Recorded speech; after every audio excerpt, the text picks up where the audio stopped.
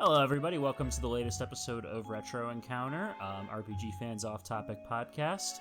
I am your host for today, Peter Triezenberg, and today we're going to be talking about Chrono Cross again. It's the second part of our Chrono Cross deep dive, duology, whatever you want to call it.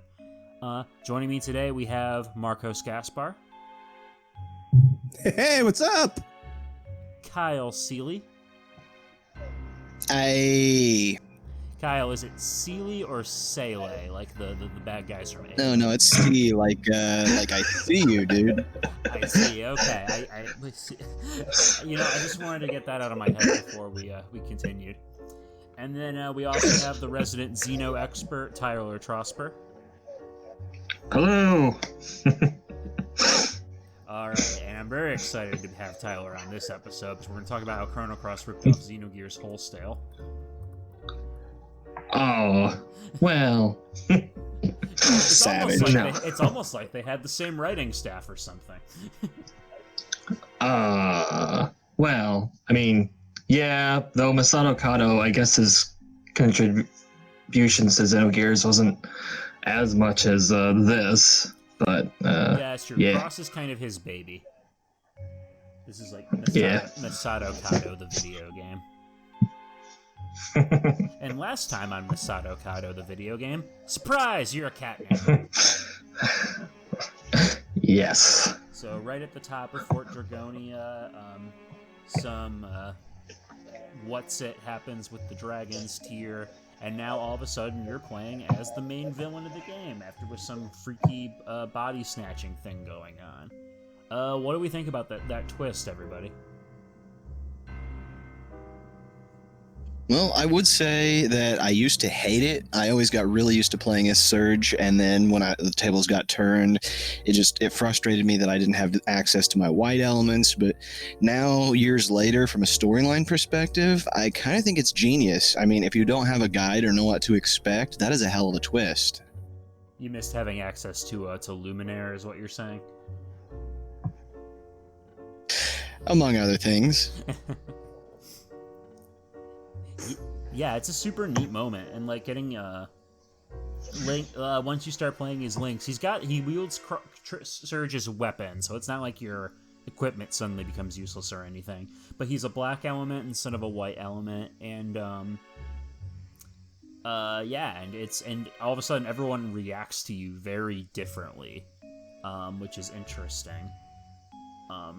Because they don't know what the deal is. As far as they're concerned, you're the militaristic cat monster guy who's been wrecking their stuff up. Well, I feel like as far as the term RPG goes, a lot of people tend to lose sight of the fact that it stands for role-playing game. And in this situation, I definitely feel like there's a lot of like role-playing aspect to this because you are playing the role of your enemy. That's interesting, yeah. When you first so after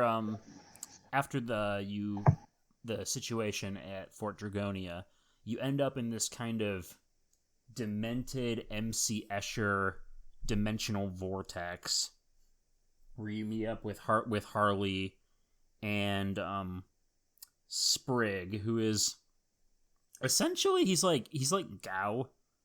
Am I getting this right? He's like, because I haven't used him at all, but he basically copies enemy abilities.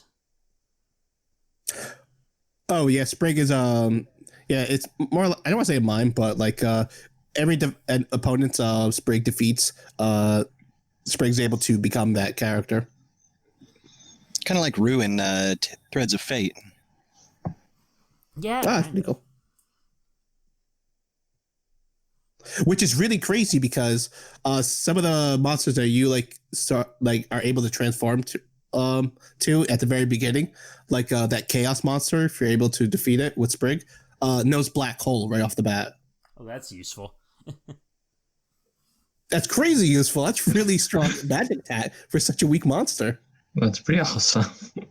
I really like how this area looks when you first get out of there as Lynx, because like it really is like an MC Escher painting. Where like somehow with the PlayStation hardware, they were able to make this staircase that looks impossible. Like the use of the pre-rendered backgrounds is really, really effective.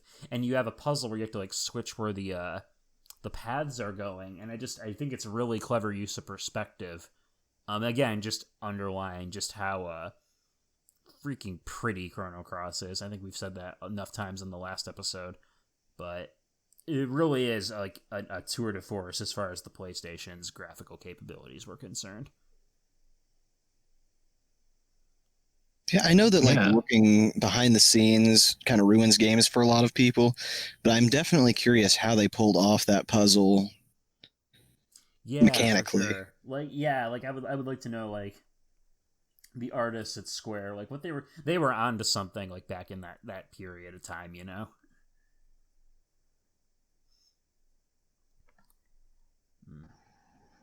Yeah, not only that, but like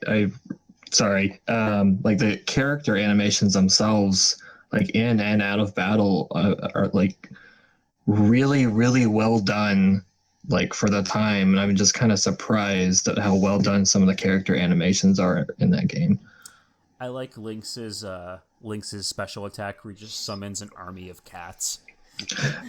Feral cats, yes. That is fantastic. I love that. Now, correct me if I'm wrong. I'm sorry, what's that? Oh, go on. Wasn't this game released like right at the end of the PlayStation 1's life cycle? Like, I feel like it very easily could have ended up on the PS2, and maybe that is part of the reason for such detailed character animations. It came out in 2000 on our end, at least. So, yeah, when did The Legend of Dragoon came out? That was also 2000, I'm pretty sure, but let me check. Legend of Power Rangers. Can you look up Zeo? Zeo was good. Had to. December 2nd, 1999 is its initial release date. Then North America got it in 2000. Didn't hit Europe until 2001. Yeah, it looks like the PS2 was 2000. Yeah, and Chrono Cross was 1999 in Japan.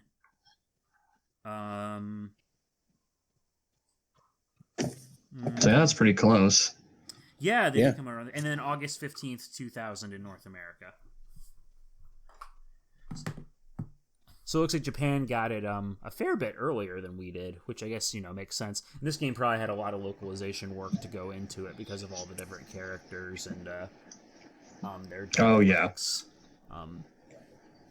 But I think they pulled it off pretty well because I think the script of Chrono Cross, by and large, is actually fairly solid.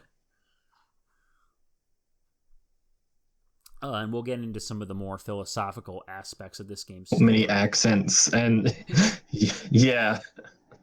Yar. Not a lot of this guy are sick. Yeah, no, exactly. We've kind of moved past that period, I do like how once you get out into Homeworld, so you get out into Homeworld and you're not able to switch back to another world yet, which is where you were when the body switch happened. Sorry, a little hiccup there. So now you have to deal with all the stuff going on back in your home dimension, and I like how when you get to Arnie Village, everyone's just really freaked out by you, because again they know they know Lynx is a villain from Poor, and then you actually have to fight the village elder Radius, and he joins your party shortly thereafter. Which I liked that. That was pretty cool. And we get to go back to Viper Manor, which is in ruins in this dimension. Yeah.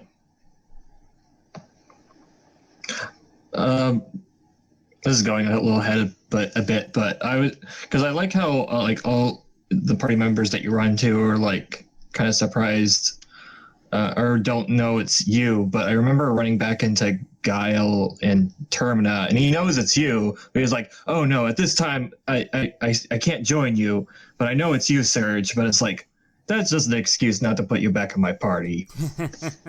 Oh yeah, absolutely. Even with Glenn, Glenn did the same thing. He's like, I just can't look at your face. Okay, go ahead. Well, that's rude. Wow, you That's rude. racist piece of crap. Everyone's racist. That's so There's rude. demi-humans in this universe. Yeah.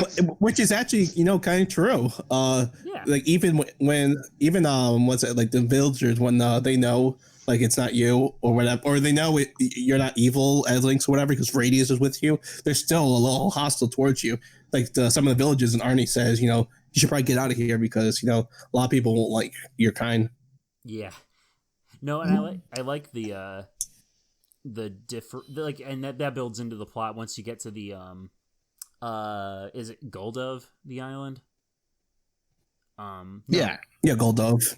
the monster island. Marbule. Marbule. Oh, okay. Yeah. Once you get there, and it's in this universe that like the poor military has been very aggressive to the demi-human population in this area, and it leads to this whole side quest with Fargo, Nikki, Irene's the mermaid, and all this other stuff where you have to basically you have to try and convince them to try and rebuild the demi-human society in Marbule. And I really like that subplot. I think that's really that ties in really well with the game's bent about living in harmony with nature and trying to like find the better path forward with the planet.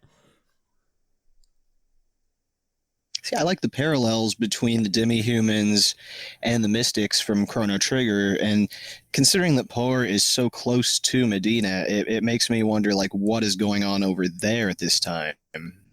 Right, but as we get into later on, that's not really part. We can't, because the fake computer has everyone like sealed off in El Nido. They are very isolated from the mainland.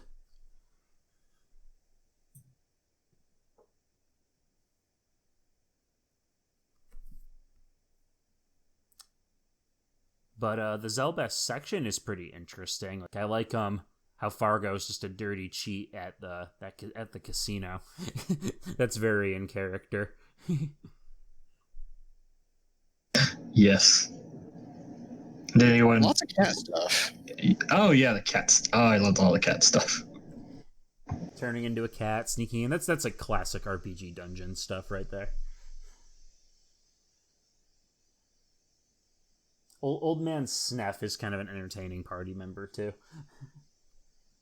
I actually kept him with me for quite a long time when I first played. I'm not sure what it was about him, but I really liked his personality. He just seemed like an interesting character. Did he offer anything story-wise, content, or was it just hearing his man, look at his black magics, look at old Sneff? As far as I recall, no, he did not really play much of a role, but that was a long time ago that I used him. If you keep Norris in your party after you add him at Viper Manor, he's like the poor lieutenant or whatever. He actually has some unique dialogue once you get to the Dead Sea, because you can interact with stuff in that environment. He brings up a little message about Lavos, which I think is really interesting. I have never not experienced that. Like, he actually was one of my favorite characters. Once he joins me, I usually don't get rid of him. Yeah, he's very good. Yeah, same. He's a very reliable party member. Oh yeah, I really enjoyed him as my party as well. That is one thing about Chrono Cross that is kind of love it or hate it for me. Is that you do, in order to get the most out of the experience, it's now the game you can kind of intuit what characters to have in your party at what time, but for some story events, to get the most out of them, you really want to have a certain party set up so that everyone is there, because some of them will have unique dialogue, like having Nikki in your party when you go to the to Fargo's ship in another world for the first time. You want to be able to have them interact with each other.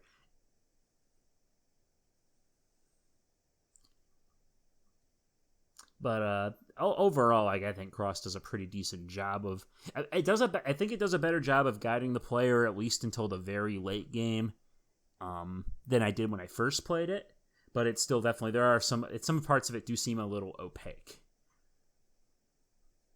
Agreed. Yeah, there were several times that, I mean, it's been so long since I played it originally, and then I just like I don't know where I'm supposed to be going. And like this little save icon will kind of like whenever you save the game, it will kind of tell you like a vague what's going on in the plot, but Yeah. you kind of have to stumble your way through a few times. It gives Oh, you that's the true. chance. Yeah, but when you hit the Dragon Quest where you're going to collect the relics, that title for that chapter stays the same throughout. So it's like, are you gonna have me Yes. where I go next? Do I go meet the green dragon over here or over there? Yes, because when I was going to like the Sky Dragon, I was like, do I need to be in a home world and another world? And then I went, and then it was like, oh, wrong world, need to go back. Okay, now I found it. But then you have to. Sorry, go on. Oh, that's one of the downsides of strategy guides, because that was the era where I was using them for almost everything I played, and I just really wish I could go back and experience some of these games from a blind perspective. Yeah, it's only fair, I suppose. Maybe. I think it's helpful, like as a time saving method, at least with games like this. I mean, like it's not like you really need a strategy guide for stuff, like 'cause most of the boss fights are pretty self-explanatory, with a few exceptions. But just figuring out like a quick, okay, where do I go next, is helpful. Although the Dragon Quest section is very open-ended, there are a lot of side quests and opportunities you can do. Heck, even getting the Chrono Cross, like the titular item, is one of those, you have to go to a location that's not marked on the map, drop 2 key items there, and then you get it, and then the way you use it at the end is never outright stated to you. Yeah. You Yeah. Yes. But we're getting a bit ahead of ourselves. Once you basically the gist of this point onward is that you have to go to the Sea of Eden, which in Homeworld is now known as the Dead Sea. This kind of maelstrom on the map that you can't quite get into without until you have to talk to the sage on the Zelbes, take your boat over there, use the item, but surprise, the item is blocked off by a familiar item from Chrono Trigger, the Masamune. It's back, and it's evil now. So we gotta go to the Isle of the Damned and get another magic sword and try to open that off. What do we think about the Masamune's return?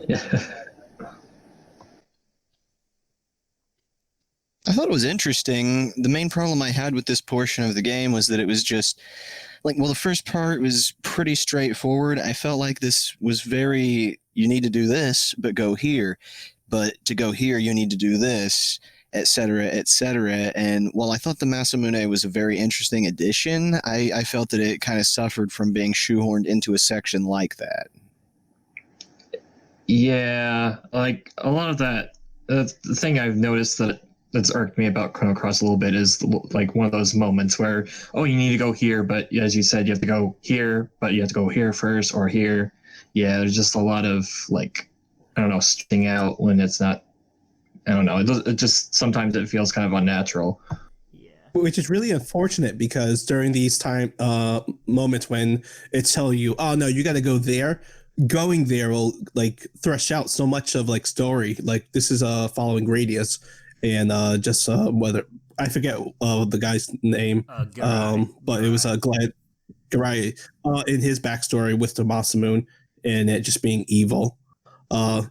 Like things like that, I really appreciate that they actually threshed out characters versus, hey, look, Voodoo Doll, no story there, but he's there. Very much agreed. Although Mojo is great. Oh, he's great. He has great text. Mojo, Fungi, and Turnip are fantastic party members, but just because, what other games can you say? You can have a talking turnip in your party.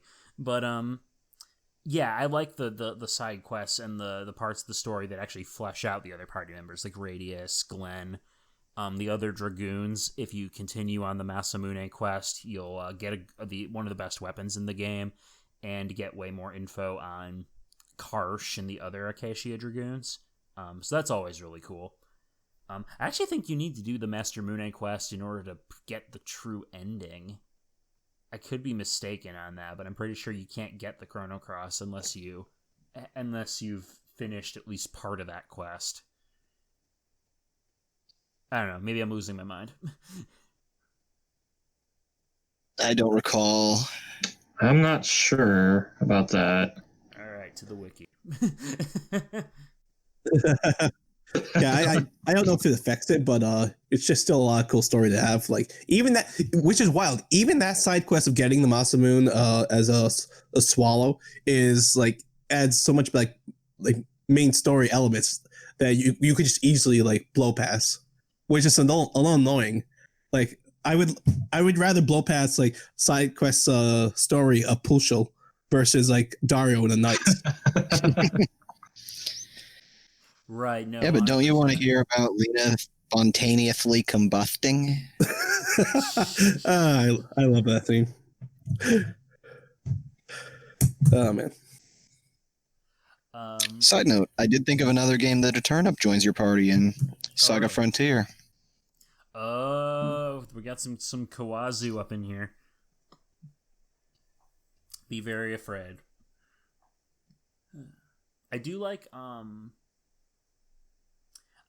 which one? I do like the next segment though, the Dead Sea, very much. Once you get in there, I think this is probably the high point of the game for me. I mean, Agreed. we alluded to this a little bit last episode, but the Dead Sea's big thing is that it is essentially the aborted future timeline from Chrono Trigger. By going back in time and changing the past to save the world from Lavos, what's effectively happened is they've created a dimensional distortion where the future that is now never going to exist somehow wound up and it's trapped in stasis. And just going there is, the atmosphere in that zone is really, really cool. I love the music. I love how it's like these futuristic ruins. Sorry, you were saying, Marcos? So there's something that is incredibly confusing, and I mean that shouldn't be something new, but that Dead Sea, that's in Homeworld, correct? Yes. And Homeworld is the timeline, which isn't the timeline that's supposed to exist. But Yes. from my understanding, this is one that gets really bad. I know in another world, that's just a timeline that just continues to go on, and where Chronopolis ends up existing because Chrono and his friends stopped Lavos. But in Homeworld, I'm trying to remember or understand, like, because there was a split, like another dimension, in Chrono can't. I'm trying to understand. It was Chrono part of both dimensions, or was it only part of another world? And in Homeworld, since he wasn't part of that. From what I understand, the Homeworld dimension is the one that is currently on the path to ruination because of the Dead Sea split. Because remember, it's Homeworld where Poor is a lot more militant, and Guardia has fallen, and basically it's the bad end from Chrono Trigger, essentially, the one that gets hinted at in Chrono DS.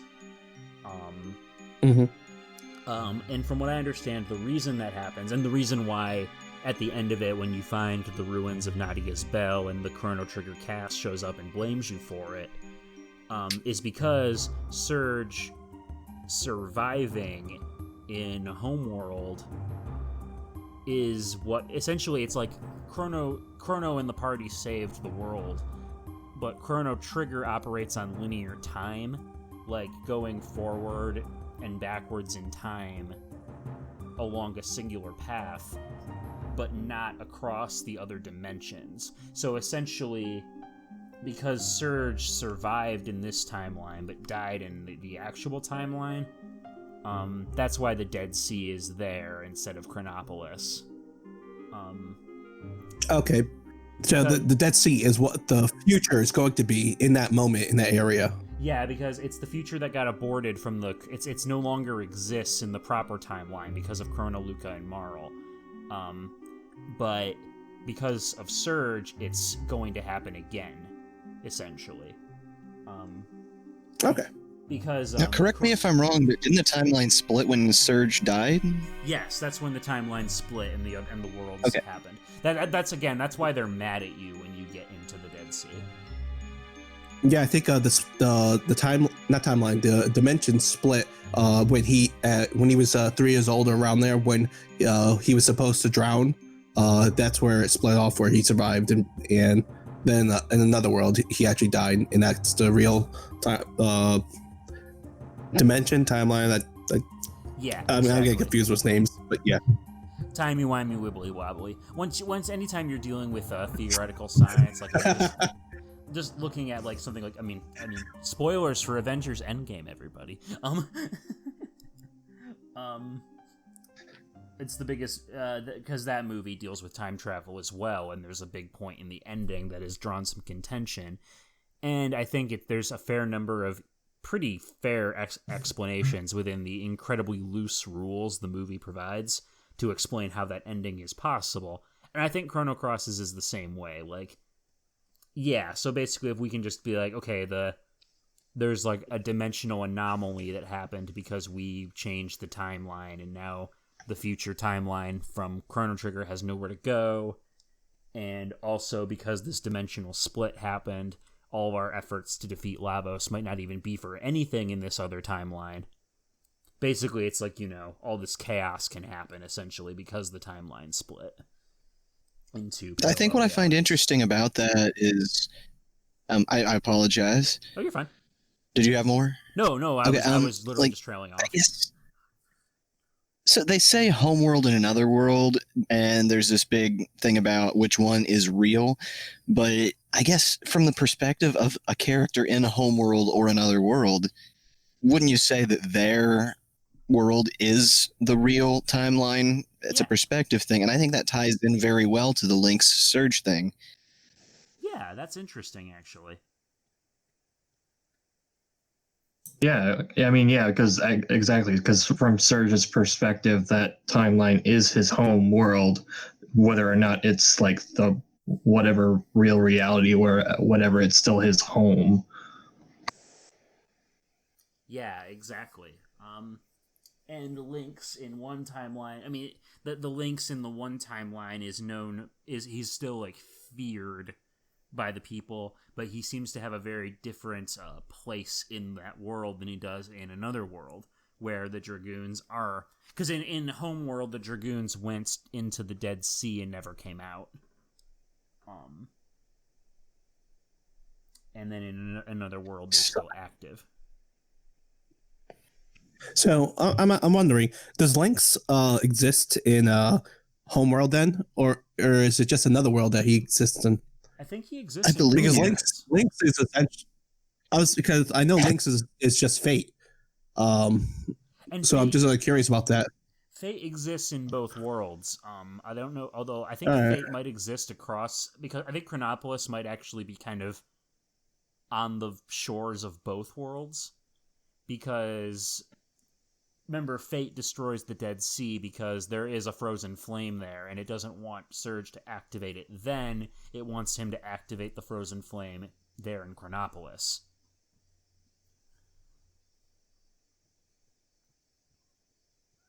So I'm not 100% clear on this. Did any of you catch this?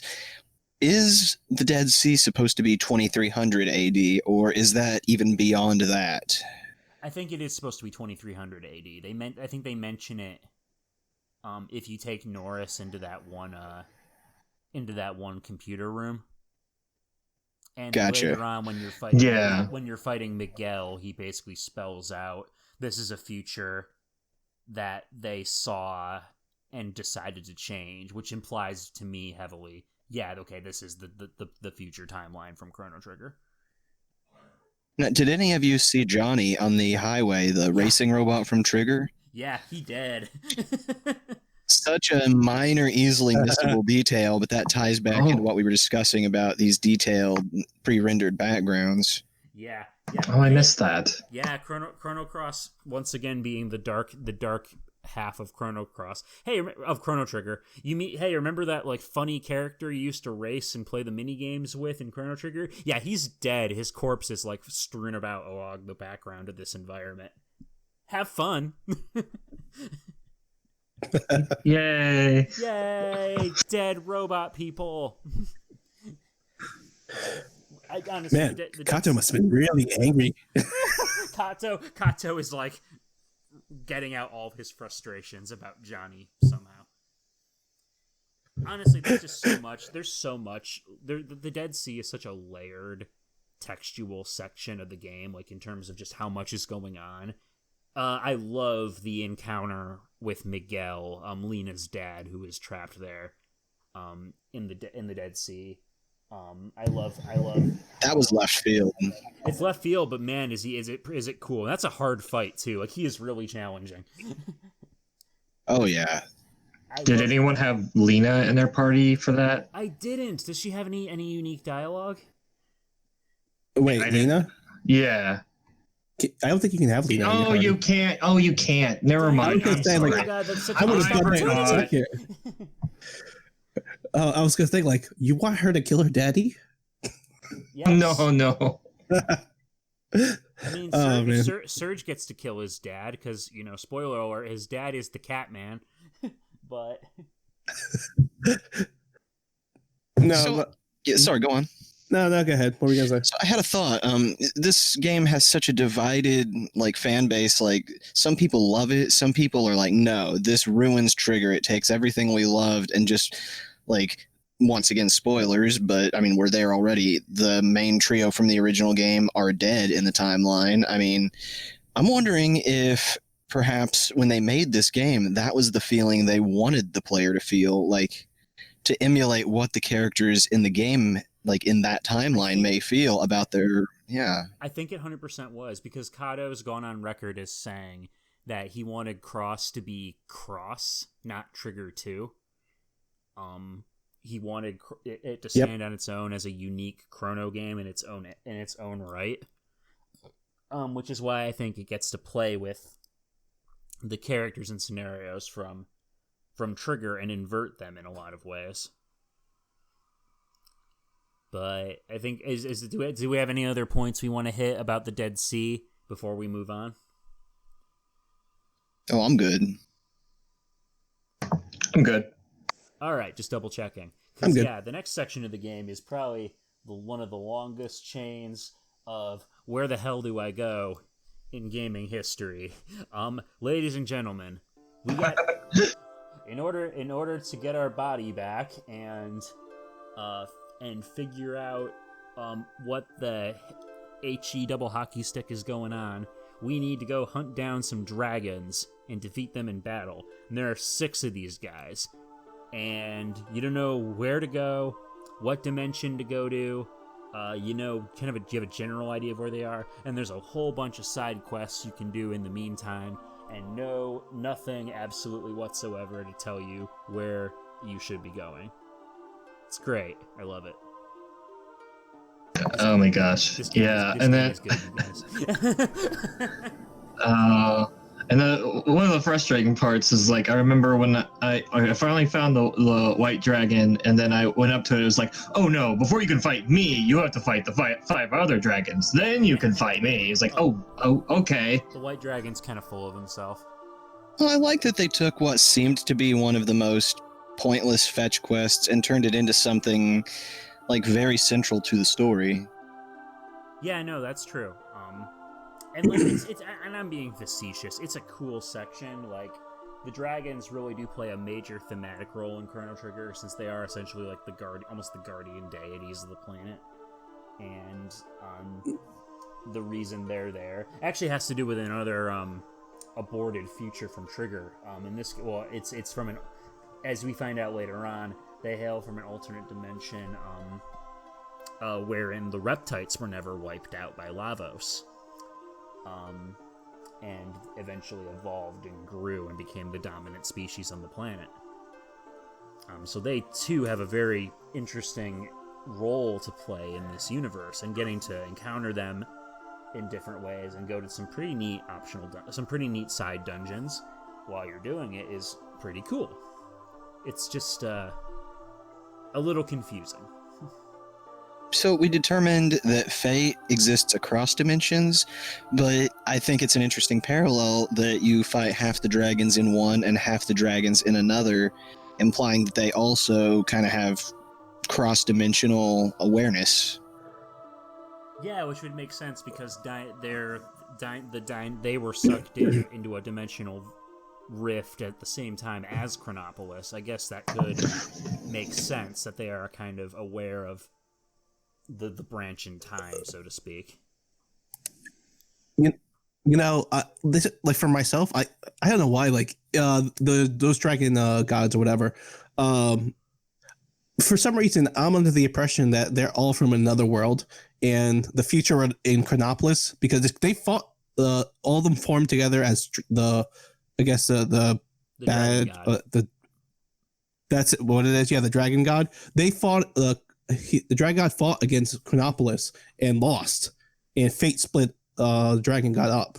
And I'm just wondering, as like a defensive measure, putting some of the dragons in the alternate dimension to prevent. I don't think they did that because the dimensional split happened after that. The dragons were there in El Nido before Surge was taken to Chronopolis and came into contact with the Frozen Flame, which is the incident that split the timelines. Like, for me, that, like, I don't know, like, I'm always confused because I feel like El Nido, like, is that not a controlled area where, like, Fate has, like, all the control? Because that would make sense why the records of Fate exist there, but not in, like, other parts of Chrono Trigger. Yeah, granted, I wouldn't know. This is your cue. Chrono Cross does the same as you do. Come on in here. Where the save points. Oh, no, don't get me started. Controlling your minds. Save point. They're controlling the population. Save points. Evil save. Yeah. That's very, pretty much ripped from Xenogears, but but it may so much. Yeah. But I mean, going back to what we were discussing, because I remember when you play the song in Marbule and destroy the creatures, you can actually like hear the dragon flying, but then you have to go to the other dimension in order to actually find the dragon. So I thought that was an interesting moment where it kind of proved that, like, I don't know if there was, like, you could tell that they may transcend the different dimensions because you were able to hear the dragon moving around in the other dimension. You had to travel back to fight it. Yeah, that's a possibility. If that made any sense. That's a possibility, definitely.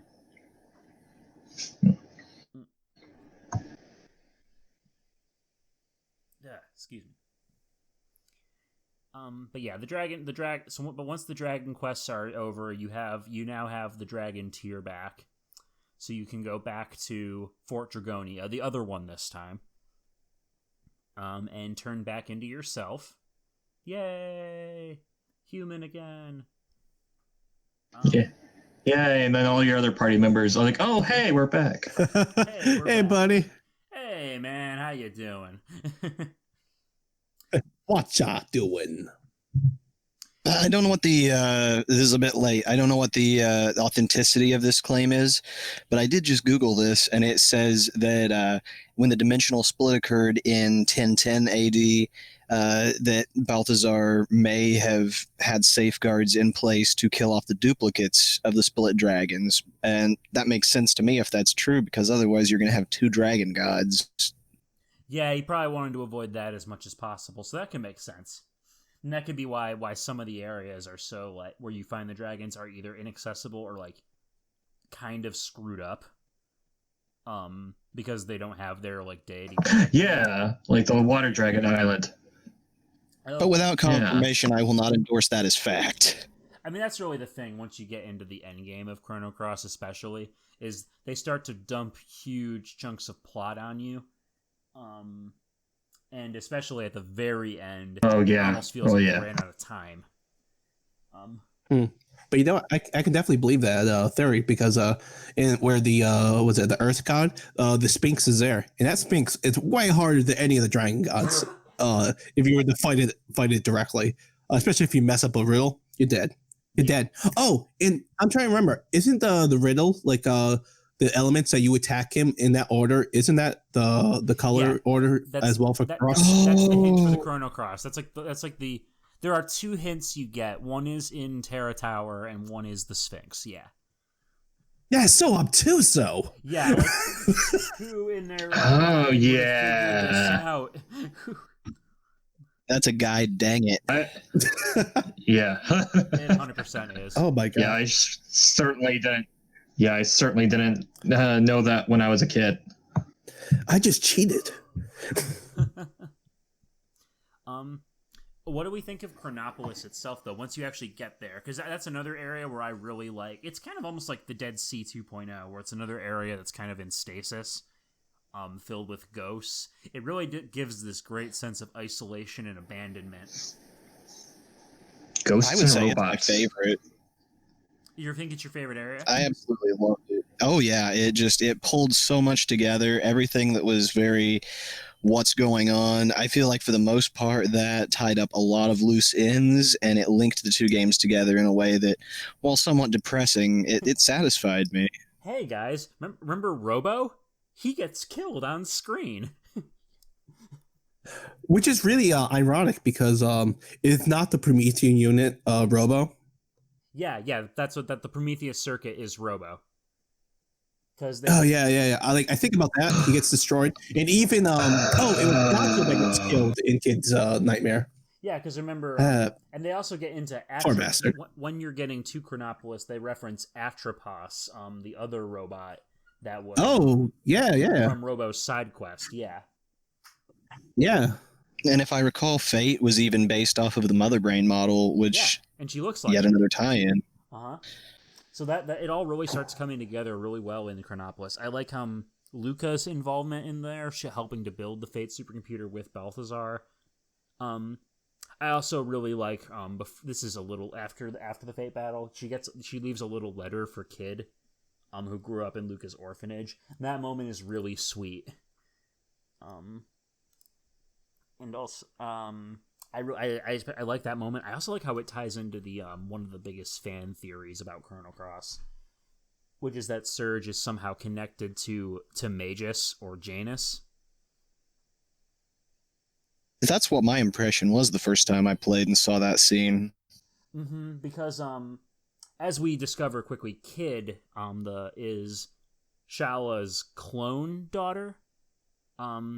When Shala was sent out of time and ended up merging with Labos, she basically created a copy of herself and sent it away, and that was baby Kid, who was raised by Luca. Years later, when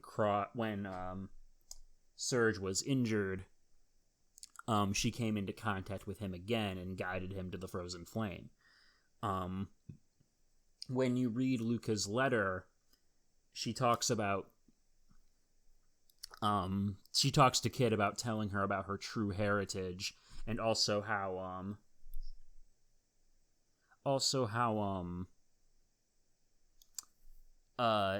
someone is looking for you and actually might be right beside you right now, and says hi to Janus. And I'm like, that right there, that's the fan theorist in me going like, what if? Yeah. About the astral amulet, when you realize that it is Shala. Yeah, Shala's amulet. About another thing I want to point out about Chronopolis is the shout out to Radical Dreamers that is easily missable. Did any of you catch that one? I did not. Oh yeah, like that one computer, like a computer monitor was talking about it. Yeah, side room, left side. Yeah. Yeah, what is it? See, that was really cool. Isn't that just directly quoting like a passage from Radical Dreamers? I don't recall, but I do believe that, it's saying that took place in another timeline still, which at least brings Radical Dreamers into the canon. Right. Which is pretty funny, because didn't Kato not want to talk about anything with time in this game? I mean, you still kind of have to, considering the Dead Sea and everything. Yeah. There's a lot of just dimensional stuff, and that's why this is really confusing. I mean, say la vie. Say la vie. Anytime you start getting into theoretical science like this and stuff, it's better just to kind of roll with it, because But even then, like, they talk about the opening song of the game is Time's Scar. Like, they basically make it seem as though damage has been done to time.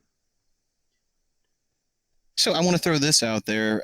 When the Dragon God shows up following Chronopolis, the first time, did anyone else think that it was there to help? I mean, that's the impression we're given. Yeah, because that really threw me off. I'm like, what? Yeah, I was really confused why this like dragon, like, I mean, this is like 12, 13-year-old me, and I'm like, why is this dragon like combining to one dark, scary looking dragon and just starting to kill things? I'm like, oh my god, what have I done? Why Harley? Terra Tower itself is it's almost like the real final dungeon, because you don't really get one for the final boss. I really like this zone. I like how like somber it is when you get into battle with each of those elemental creatures. Like that music with like the chime going is how slow and melancholy it is. I can agree with that. And it really drives home this idea that like the dragons and the reptiles and all that are nature fighting against what they believe to be humanity being an aberration of evolution. Because they touch on too that the frozen flame is actually a piece of Lavos, like it's a piece of Lavos' shell, that caused humanity to evolve differently and also wiped out the reptiles in Trigger. So as far as they're concerned, yeah, we would have been the dominant species if it wasn't for Lavos. Again, just more little connections back to the past game that I find really fascinating. What was the reason for guarding the frozen flame? Like why the dragon god had it? I think they just want control over it. Like it's just they want to keep it away from people and safeguard their own evolution, I suppose. Okay, because I know when they're in the Dead Sea, like it said before, Surge and the group are able to get the frozen flame, the sea just destroys itself. Or Fate destroys it. Yeah, Fate destroys it. Yeah. That was Fate destroying it to stop them from activating it early. Yeah. It was a very mysterious dungeon as well. I particularly enjoyed the face on the ceiling that talks to you at one point. Yeah, right. The boss fat music for for Fate and for the Dragon God are both really interesting. Because for the most part, we've been hearing the same battle music for most of the game, so I find it really interesting that these guys get unique battle songs. I will say cross-dimensionally, like, I thought it was interesting that the very end of this dungeon is literally just a non-organic version of the Sky Dragon Island. Yeah, kind of. Once you clear out the Terra Tower, that whole section, it's on. This is the part of Chrono Cross is really interesting, but also very sudden. You go back to the beach, and you talk to the children again, to Chrono, Luca, and Marl, and they just kind of drop the rest of the story on you. Like, oh, by the way, it was Shala the whole time, and she's fusing with Lavos, and you need to go. Oh, bring the Chrono Cross. You need it. Yeah.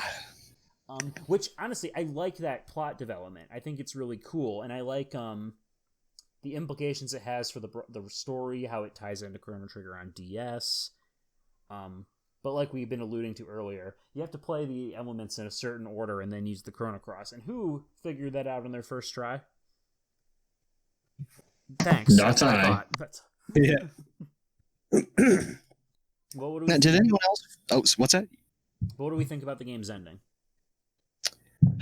That is a good question. There's so many characters, and I believe each one of them has their own little text blurb about what that journey has meant to them, and that's another reason where, like, I can't imagine beating the game that many times to see all of those text blurbs. But I thought that was interesting that whoever you bring does have some impact. Yeah, that is interesting. Yeah, because I didn't really realize this, because like with Leah from that Gaia's Naval, I don't know if it's official or not, but I thought I heard that isn't it theorized that she's Isla's mother from the prehistoric age in Chrono Trigger? Or I've never heard that one, but I mean, at this point, it wouldn't surprise me. At the very least, she could be an allusion to Isla. yeah, just stumbled across that theory and I was like, huh. I always felt that Gaia's navel was a little bit out of place in this game for that reason. It just seemed so specific, like that it seemed like a small version of her. Like it just didn't make sense to me. Yeah, kind of like a forced reference almost.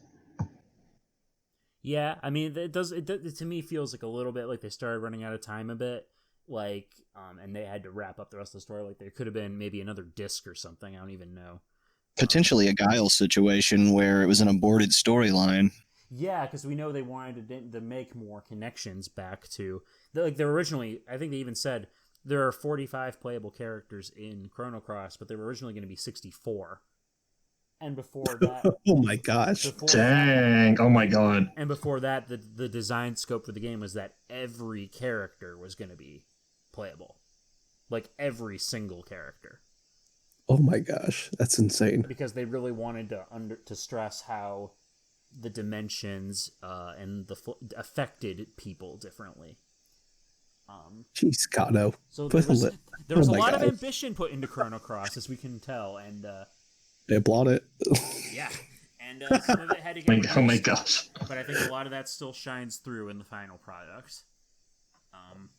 The ending too ends on a really. I see. To me, like I know we've talked about people wanting Chrono 3, like a Chrono Break. Honestly, I think Chrono Cross works really well. I think they work good as a duology because I like how Chrono Cross ends on kind of a hopeful note that Shala's going to go look for Janus now. I can kind of agree with that. And her on the beach at the end, kind of mirroring Kid's introduction. Like I dig it a lot. I think it's a good kind of mysterious note to end on, and I feel like any answers to those questions we get wouldn't be satisfying at this point. So I'm almost happier to just leave it alone and just theorize about it than I would be like getting modern day Square Enix to come in and be like, yeah, Surge is Janus, and now he has a leather jacket and rides a motorcycle. And he's played by Gact. It would run the risk of being too fan servicey and just tarnishing what the other two meant, I think. I agree. Yeah, the closest we'll get is another Eden, Yeah. Probably, because that itself is. That also has. Go on. That also has Kato working on it, right? Yes, he wrote the script for that. It's kind of mostly a love letter to the Chrono games. Yeah, because there's like tons of small references here and there. You mean like the knight that's a frog? Yes. Um, And there's a straw man that looks like Mojo in a few places. And oh, nice. Oh, sorry. Oh, nice. Mojo, my boy, makes it through. I like it. Yes. Do we have any closing thoughts on Chrono Cross before we wrap this one up, guys? I think I'm good. Got it. It's such a dense game. Yeah, it is a singularly ambitious game, and I think it's gotten better with time. Like, yeah, time. It's just one of those games that I think it's really special. And like, it's not, it might not be the instant classic that Trigger was, but it is a worthy sequel in its own right, and easily one of Square's best PS1 games. Oh, absolutely. Oh yeah. It's such a heavy game that I don't know how as a kid I was able to even understand it. Well, I mean, I don't understand it now. Sure, me too. Me too. I'll always give games credit for going for a more philosophical bent, and man, did they really pull out the stops with this one.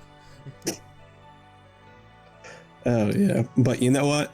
If they were never to make another Chrono game, I'd be fine with that, because these two just did a great job on what they are.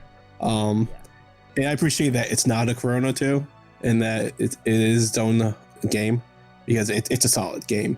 I mean, if they were ever to make a third one, I so hope that it's just like them trying to like fix everything It's just Kano is the main character trying to figure out how to fix this mess. Yeah, I wouldn't be on board unless they got Kato back, because I feel like they really need him to, like, guide it. I feel like there couldn't be a third one specifically because time and space are really like the two primary, I guess, forces there. Like, what would the other one be? I mean, Yeah. unless they went back and used both of those in one game, and boy, what a mess that would be. Yeah, from a Time travel and multiple from a gameplay standpoint, it's kind of hard to imagine. I mean, I guess it could be like what 13.2 did, where you had like the kind of grid you would go through with different timelines and parallel dimensions, or Radiant Historia. You know what kind of a game it would be? It would probably be like Majora's Mask. Your 3-day limit, trying to fix everything or do something, and then like, everyone just dies. You've triggered the Lavos apocalypse. Now play through the game a few times until you figure it out. Or even better, you play from 65 million BC to 2300 in real time. It's the game never ends. It just keeps going until like the Earth has been wiped out in reality. Well, I mean, you might not have to wait too long for that. All right. And with that charming note, listeners, thank you for tuning in to another episode of Retro Encounter. If you like what you heard, always subscribe, send us notes at retro@rpgfan.com. We love to hear from you. Rate us on iTunes. This has been episode 189. Next time, for the month of May, we're actually planning something really special. Well, plan it for the month of May. It currently is the month of May. We're going to be doing Until Dawn for a feature episode. So keep an eye out for that. That's exciting, especially now that Rami Malek has his Oscar for a bad movie. But whatever. Where can we find you, Marcos? You can find me on Twitter at RhythmRo, and you can just email me at music@rpgfan.com if you want to talk about music. Kyle, how about yourself? Well, it has been fun talking with all of you, and if anyone wants to get a hold of me, Kyle S at RPGFan is going to be the best way to do that.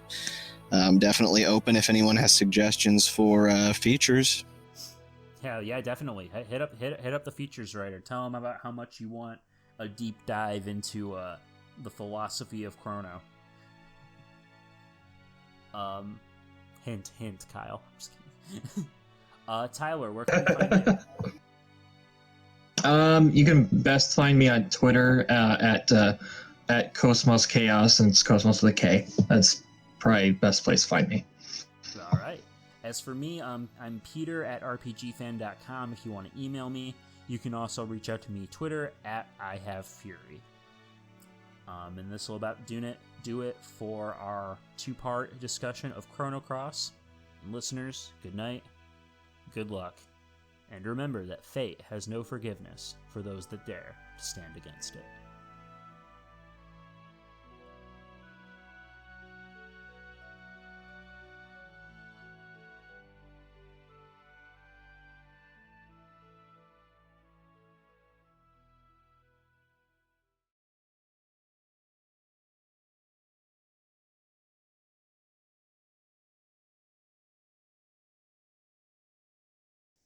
Long live the Riptides! Long live the Chilling. Reptiles!